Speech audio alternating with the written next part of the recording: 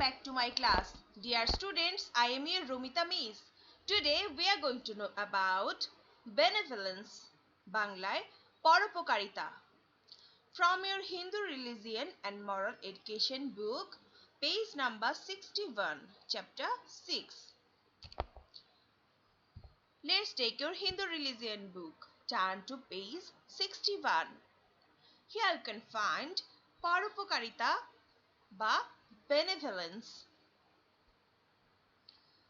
First come to the point, what is benevolence?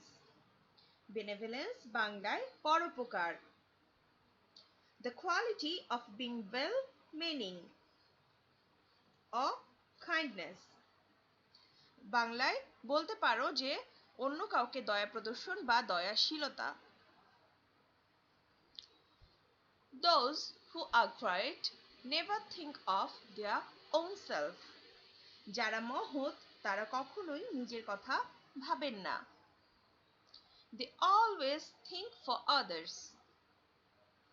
সবসময় পরের কথাই ভাবেন তারা.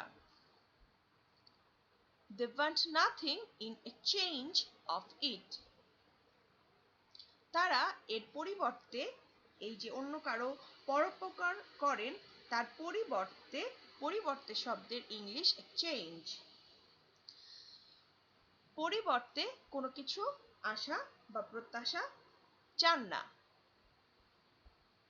This attitude to do good for others is called পরোপকারা or benevolence. এই যে অপরের মঙ্গল করার মনোভাব বা ইচ্ছা একেই বলে পরোপকার. To do good for others is a part of religion.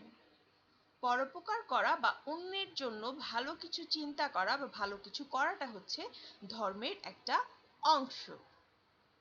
তাহলে আমরা বুঝতে পারলাম বেনেভোলেন্স বা পরোপকার শব্দের অর্থ হচ্ছে অন্যের মঙ্গল চিন্তা ও অন্যের বা অপরের জন্য মঙ্গল করার ইচ্ছা পোষণ করা বা অন্যের উপকার করা. According to the Hinduism, Ishvara resides in all creatures.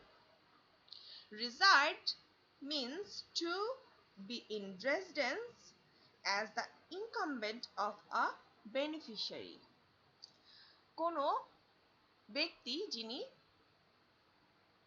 কোথাও থেকে বা কোনো স্থানে অবস্থান করে যিনি উপকার প্রাপ্ত হচ্ছেন তার ভেতরে অবস্থান করছেন বা তার পাশে অবস্থান করছেন বা তার মধ্যে অবস্থান করছেন.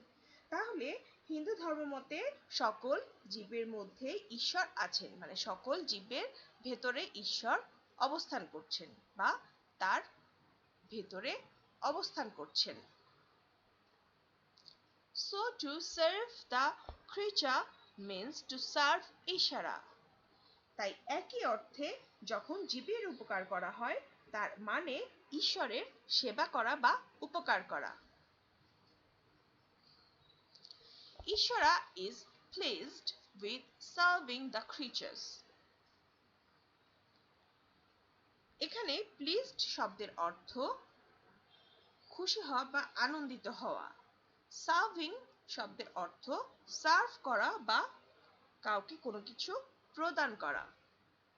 The creatures, you know the meaning of creature? Creature means human being or a animal that could be creature.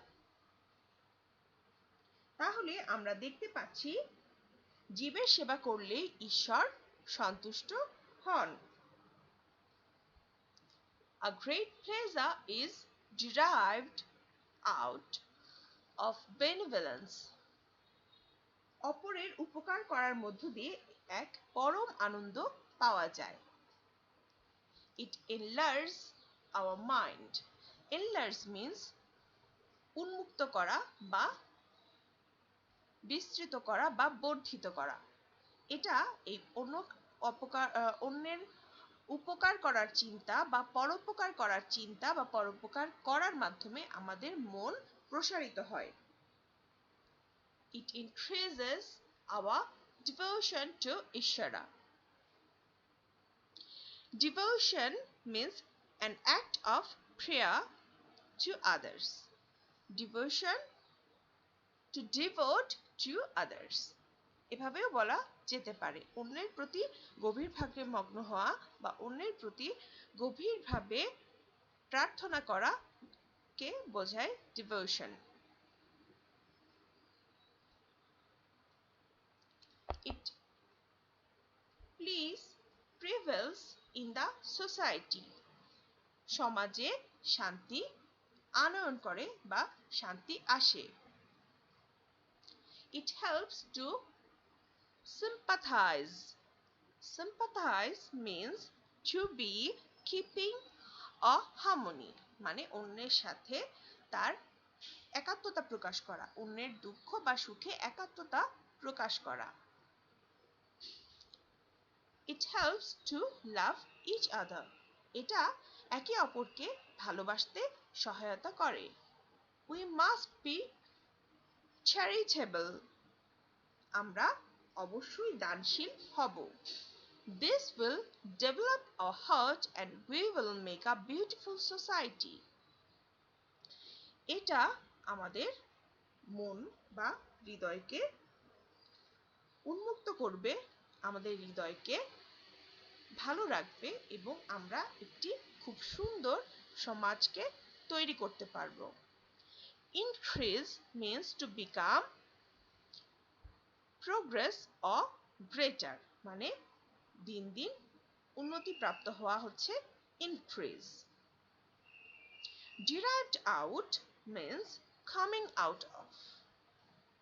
তাহলে আমরা আজকের লেসন থেকে জানতে পারলাম যে অপরের উপকার করলে মনের প্রসারতা বাড়ে, ঈশ্বরের প্রতি ভক্তি বৃদ্ধি পায়, সমাজে শান্তি বিরাজ করে। এর মাধ্যমে পরস্পরের প্রতি সহানুভূতির সৃষ্টি হয় বা অপরের প্রতি সিম্প্যাথি, সহানুভূতি বা ভালোবাসার সৃষ্টি হয়। পরস্পর পরস্পরকে ভালোবাসতে শেখে। কাজেই আমরাও পরের উপকার করব। এতে আমাদের মন বড় হবে, আমাদের সমাজ সুন্দর হবে। So we came to know about Paropokar or benevolence today. It will develop our mind, our heart, and at the same time it will increase the peace and harmony in our society. আমরা যদি একে অপরের প্রতি উপকার করার মনোভাব বজায় রাখি এবং অপরের কল্যাণ চিন্তা করি তাহলে দেখা যাবে আমাদের সমাজে শান্তি বিরাজ করছে। Here are some word meanings for you. It will helpful to understand the lesson. You can write them with pencil in your book too. In our today's lesson, you are going to find the answer of the following question. Elaborate question number 3 from exercise of this chapter. Explain the importance of benevolence. আমরা আজকের এই lesson থেকে বেনেভোলেন্স বা পরোপকারিতার উপকার সম্পর্কে জানতে পেরেছি। আমাদের এই সম্পূর্ণ লেসনটি এই প্রশ্নের উত্তর হতে পারে। এখানে those who are great এর পরিবর্তে আমরা লিখতে পারি the great person never think of their own. You can start like this. The great person never think of their own. Okay. And to the last point, you can change some sentences as you have to answer creatively. You have some creative questions too. So for that purpose, you can change the sentence structure, but the meaning of this lesson would be remain same. আমরা আজকে এই lesson থেকে যা সারমর্ম করতে পারলাম, যা বুঝতে পারলাম, আমাদের আজকের লেসনের পাঠের উপর যে প্রশ্নটি আছে বৃহৎ প্রশ্ন, সেই প্রশ্নের উত্তরটি একই রকমই থাকবে। এর মূল ভাব পরিবর্তন হবে না, কিন্তু তোমরা যদি ইংরেজি বাক্যের কিছুটা স্ট্রাকচার সঠিক রেখে পরিবর্তন করতে চাও সেটা পরিবর্তন করতে পারবে। So this is for today.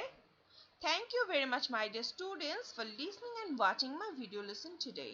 Hope you enjoyed it and follow my instructions properly. Goodbye today.